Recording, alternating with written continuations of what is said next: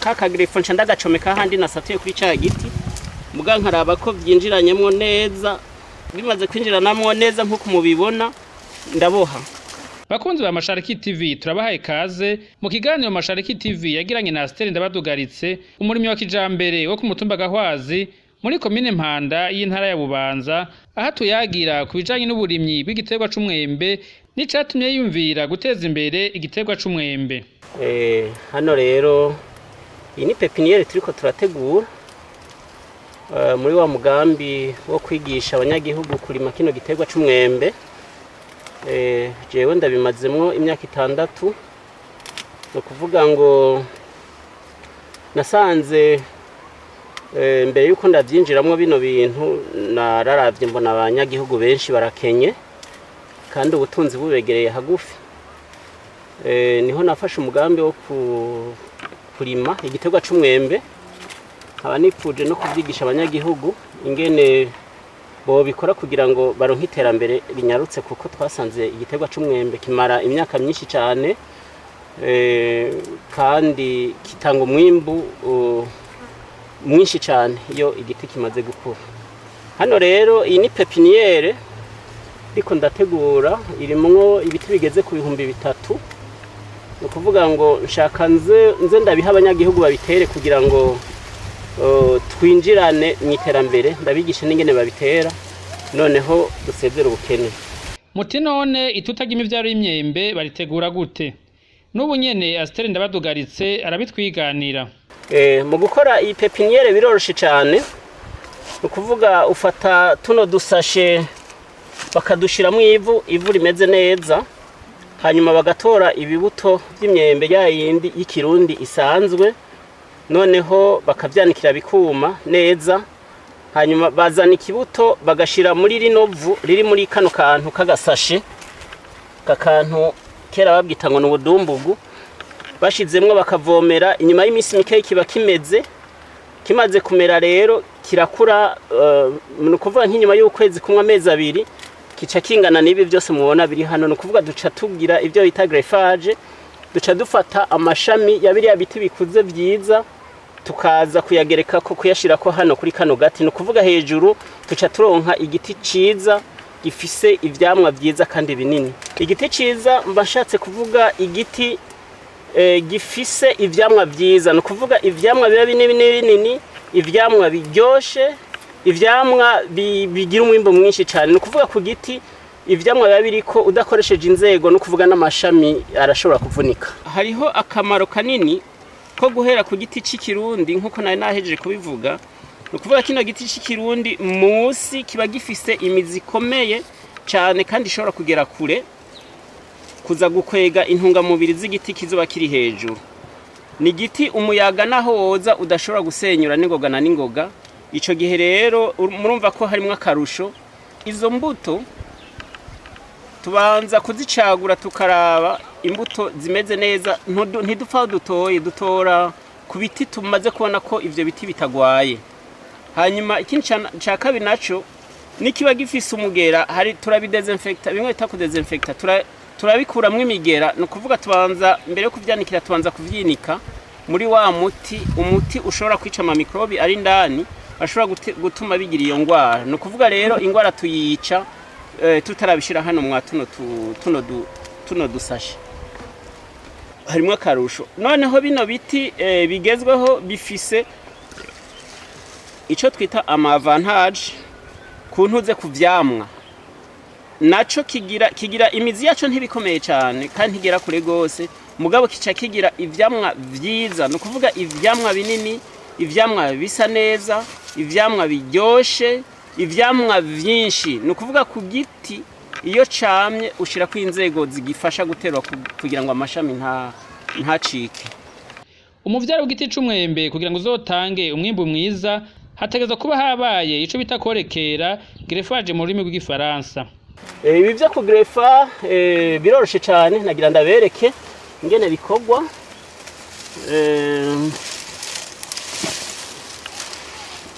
Kuvuga hano igiti canje ni iki ndabanza nkakigabanya ano mababi no mababi ndayakurako ayamaze gusa nkayakomera ukuvuga rero iyo mpejeje gukura kw'aya mababi ca ndondera ingene nshira ko rya grefo ryanje.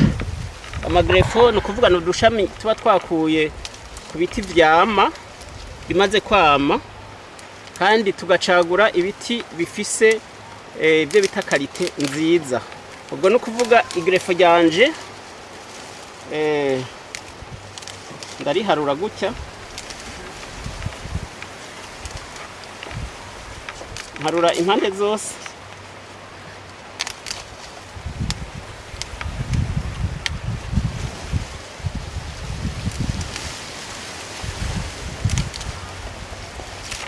mpejeje kuriharura ni ukuvuga nja kuri kagati hano gaca nsatura.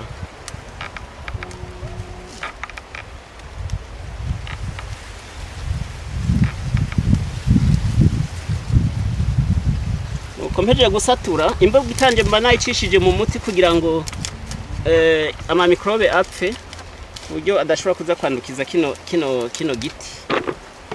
Noneho akagrefo kanje nako ndagacisha mu muti nyene hepfo no haruguru kugira ngo ama microbe apfe. Umuti barawugura mu miti mu mafarumasi, hamwe bita ya madandarizo y'imiti, hamwe bita ngo ni farumasi. Nk'ibujumbura urawusangamwo aho bita muri Arkem, hajya muri centre ville.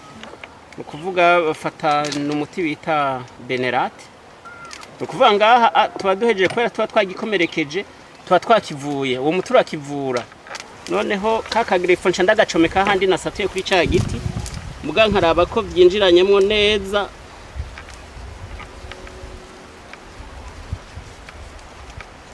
Ubwo bimaze kwinjiranamo neza nk'uko mubibona, ndaboha.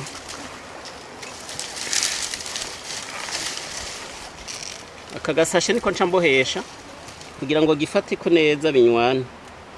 Ndaheje kubaha, ubu hasigaye ko kano kagrefo kanje ko ndagafuka. No kuvuga ngo iki nshira ko agasashe hejuru, agasashe nshira ko ico gafasha gatuma atamuyaga mwinshi winjiramo kuri kano kagrefo, noneho ugatuma habamwe ubushuhe indani, bigatuma kano kagrefo kaduga n'ingoga na n'ingoga kwera ubushuhe kaca kagira indani kwera umuyaga utinjiramo. Noneho nca mfata kagasashe kanje, nagasashe indani gatoboye, kaba kameze nk'agafuko, murabibona. Kagafuko nca ndakambika muri rya grefo. Nambitse muri rya grefo, hano munsi gatangurira ndahaboha kugira ngo umuyaga ntiwinjiremo. Aha rero mu gihe kitarenze amayinga, bimwe bita amayinga 3, indwi 3, imisi 21, kano kantu dushize ko kazuba katanguye kuduza udutwe utuzobu dushami. Aha no kuvuga kino gitegwa kino giti canje, no kuvuga aha bampejeje kuronka igiti ca kijambere, igiti cama imyembe myiza cyane.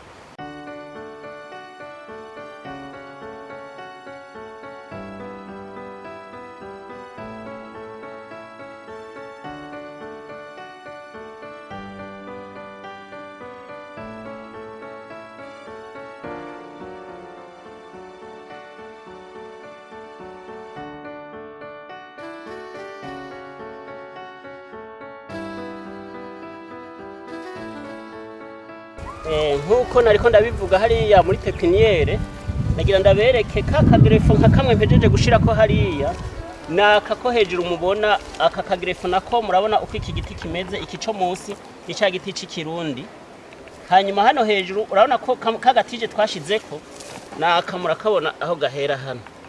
Aho gahera hano murabona ko iki giti camaze kuduga, kimeze neza, gifise ubuzima bwiza. Burya iki giti camaze kuba igiti ciza cyane, kigiye kugira ubuzima cyo kimwe n'ibi byose mubona biri hariya. Bijya mubona bimaze gukura hariya, ni nkaco kimwe. Aha nk'inyuma y'imyaka 3 duca dutangura gukura kw'ivyamwa byiza kandi byinshi cyane. Kuri igiterwa c'umwembe ngo harimo no gutanga akazi canke mbere kwishingira akazi kugira ngo umuntu ntiyamaze yinze. Jewe jenyene ntabyo notera ngo nshobore, ni byinshi cyane. No kuvuga igice kimwe je nzogitera, ikindi gice nzobiha abanyagihugu babe ari bo babitera kugira ngo tugwize umwimbo. Ibi byo kugwiza imivyaro novuga ko ni gikorwa gisaba kwitanga mugabo kirazimbutse cyane para ugereranije no kuzokurikirana umurima kugira ngo ugeze mu rugero rwo kwera. No kuvuga rero ibi naho umuntu yoba ari umushomeri ashobora kuronka amafaranga makeyi cyangwa agakoresha n'amaboko yiwe, arashobora kubikora ukunyene, noneho abantu bakazomugurira, abanyagihugu bakazomugurira, kandi umuvyaro umwe umeze neza burya ugurwa amafaranga atari makeyi, ni hagati y'ibihumbi 2,000 n'ibihumbi 2,500. Mugabo nk'ubu tuzobironka bizimbutse kubera twebwe tuvyikoreye n'amaboko yacu, bizoza bizimbutse. No kuvuga rero umva ko akazi karimwo, haba ku mushomeri, ku muntu akenye, haba ku muntu afise uburyo, bose barashobora gukora kandi bakaronka ubuzima. No kuvuga umuntu uwo ari we wese mu rwego arimwo, kano kazi arashobora kugakora atangorane zirimwo, haba muri ubwo rwego rwo kugwiza imivyaro kugira ngo azagurisha aronka amafaranga, ivyo birashoboka, cyangwa ashaka kugwiza imivyaro akongera akayitera, akagira imirima, akagira uburimyi, muri buno buryo byose birashoboka. Abakozi ba leta cyangwa n'abasanzwe bafise iyindi mirimo bakora nk'ubudandaji mu nzego zitandukanye, ibi barashobora kubikora. Icifuzo ca Ndabadugaritse Astel ngo nuko yobona hari benshi bijukiye kurima imyembe, gutyo ngo umwimbo ushobore kugwira. Muri kano karere novuga ko ndumwe mu bantu bariko barakora rino geragezwa kuri kino giterwa c'umwembe. No kuvuga ngo abanyagihugu bo muri kano karere turiko turabikoreramo, hano ni muri komine Mpanda ku musozi Gahwazi. Abanyagihugu bose bo muri kano karere nanifuza ko banyigana, bakaza tugafatanya tugakora ibikorwa birebire vyagutse kugira ngo tuze turonka umwimbo mwinshi kandi ushimishije. Nagira ndabatera kamo rero abanyagihugu bose bo muri kano karere ndetse nabo mu gihugu cose, baze twifatanye kugira ngo tugire imirima yagutse. Barashobora kuza nkabaha imivyaro, tukavugana nkabaha imivyaro bagatera iwabo, twonoyigurisha mugabo ku giciro kitavunye gitoyi, kugira ngo nshobore kurekipera uburyo noba narakoresheje. Nk'aha harimo umukozi avomera, hari utuntu nkoresha twose ndatugura, gupakira, kubaka ibi byose n'umukozi ariko arabikurikirana ndamuhemba, ko ari kugira ngo nshobore kurekipera ubwo buryo nakoresheje, kugira ngo nabo bikunde babironke ku mafaranga makeyi ashoboka. Boza nkabibaha, hanyuma nabo bakaza gutera iwabo, binjiye muri uwo mugambi, kuko twebwe tumaze imyaka 6 twaramaze kuvyinjiramwo, twona bakurikirana kugira ngo ntibabikore nabi, bakabikora neza, noneho bigakunda tukagwiza umwimbo. Kubera ko igiterwa c'umwembe kidashoka gitanga umwimbo vyihuta, uwo murimyi wa kijambere arikora no kuzindi mbuto kugira ngo zimufashe kuronka uburyo bwo kubandanya yitaho neza umurima wiwe w'imyembe. Nk'aya mateke mubona rana tuyateye mu gihe cica, ariko asa neza cyane kubera iki nta bindi bintu twayashizemwo, twayateye yonyene kandi ntaco ashobora konona ku biti vyacu. Urabona ko twagiye dusiga kanya, no kuvuga nta kintu azoza konona kwa bijya biti gizokomeza gikure kija hejuru, hanyuma amateke nayo agarukira hagufi. Kandi hano hantu amateke arimbuka gose, no kuvuga ngaha umwimbuzo wari munini cyane.